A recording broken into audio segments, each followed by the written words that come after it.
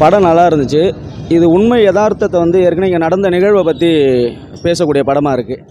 தமிழ்நாடு விடுதலை படங்கிற ஒரு அமைப்பு இங்கே இருந்துச்சு. அரசியல் வழியிலேருந்து ஆயுத புரட்சி ஏந்தி ஒரு பெரிய போராட்டம் நடத்துனாங்க. அதோட இங்கே இந்த படத்தில் டிஏன்னு சொல்லுவாங்க. டிஏன்னா யாருன்னா தமிழ்நாடு விடுதலை படையினர் தலைவர் வந்து அரசியல் பிரிவு தலைவர் தமிழரசன். மதர்கள் மாணிக்கம் சொல்லி பொன்பரப்பி தமிழரசு சொல்லி அவர் தான் அதோட தலைவராக இருந்தார்.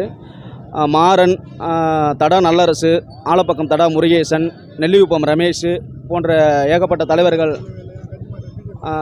அப்புறம் கிளாங்கடை ஏகப்பட்ட தோழர்கள் வந்து இதில் வந்து இருந்தாங்க. அந்த பொன்பரப்பி தமிழரசுனா சாதி ஒழிப்பை வந்து வன்னியர் சமுதாயத்தை சார்ந்தவர்.